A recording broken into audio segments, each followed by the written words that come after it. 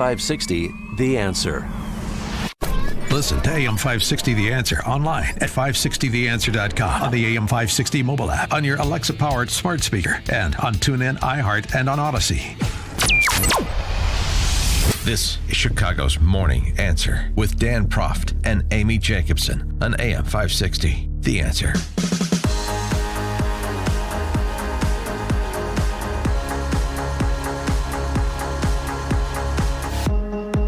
Good morning, Dan and Amy. When it comes to animatronic quality, those Boston Dynamics COVID dogs have nothing on Facebook. Now Meta CEO Mark Zuckerberg, Zuckerbucks announcing the name change yesterday. That we're seen as a metaverse company. And I want to anchor our work and our identity on what we are building towards. We just announced that we are making a fundamental change to our company. We're now looking at and reporting on our business as two different segments. One for our family of apps, and one for our work on future platforms. And as part of this, it is time for us to adopt a new company brand to encompass everything that we do. To reflect who we are and what we hope to build, I am proud to announce that starting today, our company is now Meta. It's all very exciting. Yay. Why is it that when I listen to Mark Zuckerberg talk, I think of the villain in War Games? I don't know why that is. Also, too, this whole Facebook Papers matter, now I guess Meta Papers, but it was Facebook Papers when the journal started reporting on Facebook. And the coordination of it. And the coordination with this whistleblower, Frances Haugen. So Frances Haugen has retained former Obama flack Bill Burton as her PR rep.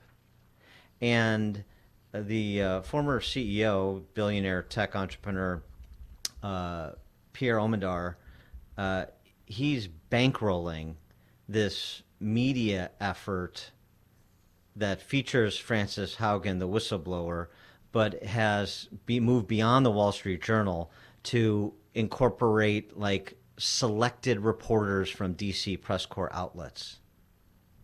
Omidyar is a virulent anti-Trumper. So I just wonder what's going on here. Let me give you an example of the coordination. Here's that yapping terrier from Meet the Press, Chuck Todd, on Haugen's recent testimony across the pond in the UK and on Facebook/Meta more generally. Ended up translating into perverse incentives for media companies that relied on Facebook for traffic. To do what?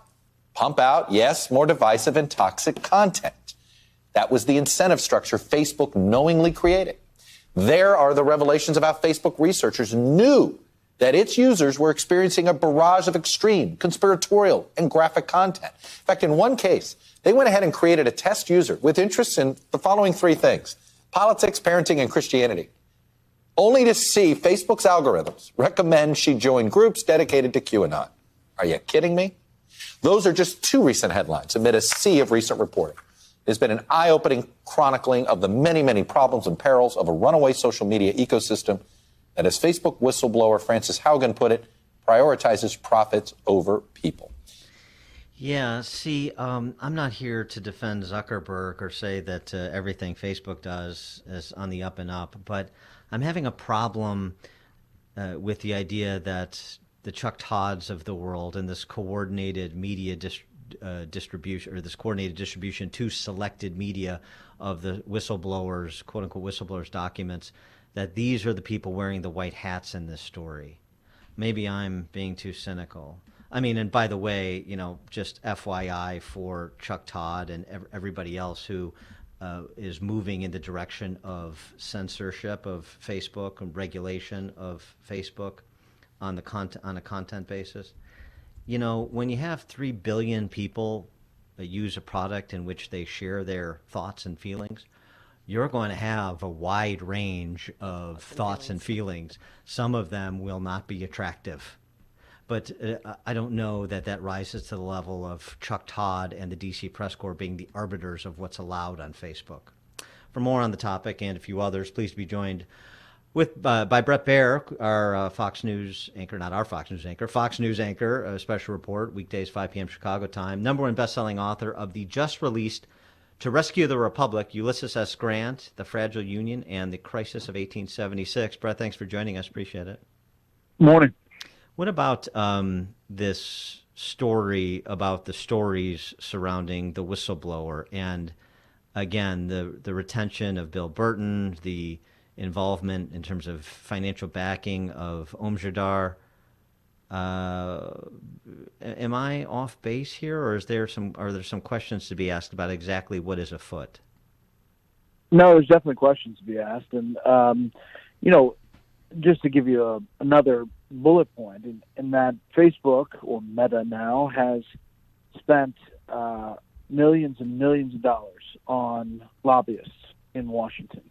They've hired everybody, and they are bombarding Capitol Hill as Capitol Hill on both sides gets ready to do this regulation and these hearings and some piece of legislation, or pieces.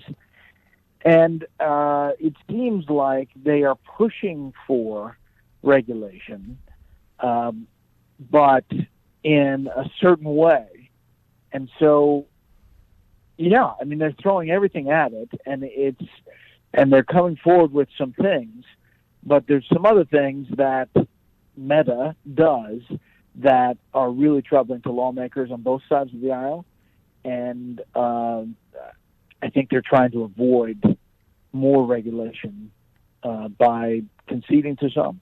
It just sort of smacks to me of like when the mayor of Chicago is in a fight, in quotation marks, with the Chicago Teachers Union. What you basically have are two institutions with the same perspective arguing about who should be in charge. And what it sounds like to me is Zuckerberg and Facebook inside wants to be in control of what the censorship regulatory regime looks like, and Frances Haugen and the DC Press Corps also wants to be in charge. Right. And I think, there's just a lot of money going around. So at the bottom of it, there's probably a coordinated effort in some way, shape, or form. I wanted to also talk about the Virginia governor's race election on Tuesday. Your Fox News poll, sort of a stunner, has Youngkin up 8 points now on McAuliffe, outside the margin of error. It seems like he's cresting at just the right time, at least according to Fox News' polling. And this against the backdrop of growing revolt across the nation against the National School Board Association. You now have 23 state school board associations that have condemned the letter the National School Board Association sent to the Department of Justice, for which it has now apologized. 5 states, and by the way, that even includes Illinois, which is shocking. 5 states have withdrawn their membership from the National School Board Association. It seems like, and particularly if that polling is reflective of the results on Tuesday, Terry McAuliffe and the Democrats vastly overplayed their hand when it comes to this issue of parental involvement in K through 12 education. Yeah, it's a driving issue, and it is affecting the suburbs, which traditionally have, in Virginia, gone blue. So when you're chipping away at those suburbs, and it's very tight in some place like Fairfax, that's crazy as far as where it's been before. Republicans have had to win Virginia with really strong turnout in other parts of the state, not Northern Virginia. If it's competitive in Northern Virginia, I think our poll could be accurate. I look at a lot of polls. I probably put the race a little bit tighter than where we have it in the likely voters, maybe 2-3 points for Youngkin. I don't think you can count Terry McAuliffe out because of the Democratic machine in Virginia and surrounding areas, but I do think that the momentum has all been Youngkin, and the issue of education is driving the day. But don't you think the issue of education and the critical race theory, and then especially to what happened to that horrible situation with the transgender student in the bathroom, do you think that even liberals are sick of what's going on in Virginia and that they might vote Republican maybe for the first time in their lives? Yeah, especially in Loudoun County where all that went down. And that's significant, really significant. And, I do think that, Terry McAuliffe stepped in it, in that debate, and then doubled and tripled down on not having parents, interfere or tell schools how to teach their kids. It just doesn't translate well. And in an ad for Youngkin, it did translate well as far as saying this guy doesn't get it. He kept on saying it, McAuliffe did, on the trail. And because he did, he kept on being asked about it by reporters. Right. And then he was getting frustrated. And it was almost like a cyclical thing that it was coming back around and hurting him every time. Then he's bringing in these national figures and trying to noun verb Donald Trump every second to Glenn Youngkin. And by nationalizing it, you then nationalize the Democratic Party and Biden's problems and the problems of congressional Democrats of getting bills actually passed. So it seems like a number of missteps. Speaking of getting bills passed, did Biden's reframing the frame on the spending, did that, in your understanding, move Manchin and Sinema such that we could see that 1.75 million version of the 3.5 to 5, 1.75 trillion version of the 3.5 to 5 trillion move in the near term? I think it's possible. I still think that they're a long way away. Remember, this is being put together, and you talk about the old smoke-filled rooms. They're just not smoke-filled, but they're back rooms, and nobody's going through regular process. There's no open, transparent process. You have a lot of members running around saying what's in it, what's not in it. And, it falls into the Nancy Pelosi, we've got to pass it before we know what's in it. And that doesn't fly up there for a lot of these members, and they know that. So I think it's going to take a while. I think it's going to take some time. And, all of this pomp and circumstance of the president going up to the Hill and everybody's on the same page and really confident this is going to pass, and then for it to be like, the rocking horse behind door number 3, sorry, you lose, and he goes to Europe, it really was deflating day, I think, for Democrats up there. That's not to say they can't get their act together and pass it in coming weeks, but I think it's going to take a little time. Does President Biden even want it moved quickly? Would he rather drag it out? And I know that's a bit counterintuitive, but it seems to me one of the things dragging it out does is keeps the party, his party, sort of in check from open revolt against him as his numbers decline and he becomes a political liability, particularly if McAuliffe does go down on Tuesday.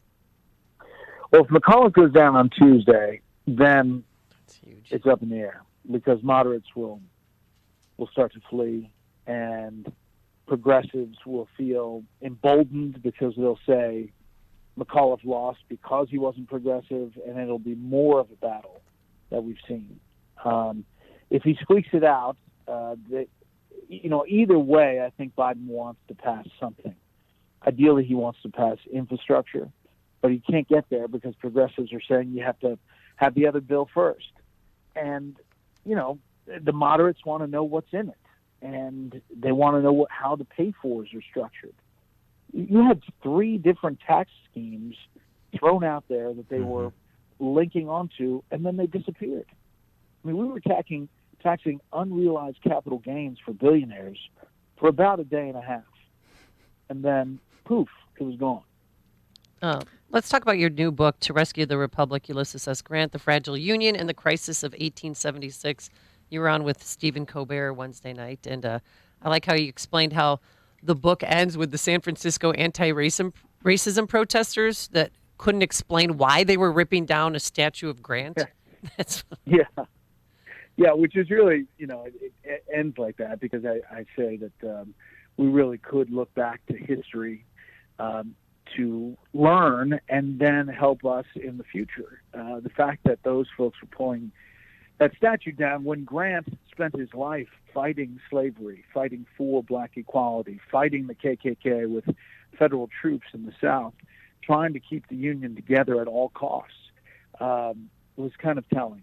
And kind of indicative of where we are. I mean, I think history is getting lost here, and that's one of the reasons I write these books. Yeah, amid mindless moral panic. Now, I would have understood if it was the Women's Christian Temperance Union tacking out after Grant because, he liked the demon rum. But Bret Baier, Fox News anchor, special report, 5 p.m. Chicago time, #1 best-selling author of the just released and just featured on Colbert, To Rescue the Republic, Ulysses S. Grant, The Fragile Union, and the Crisis of 1876. Pick it up. Bret, thanks as always. Appreciate it. Thanks, guys. Thank you. And he joined us on our turnkey.pro answer line. Connect with Dan and Amy on the AM 560 The Answer mobile app. Just text the word app to 64636 to download the app today. This view was worth a hike. Right? And it's a good way to stay on top of my health.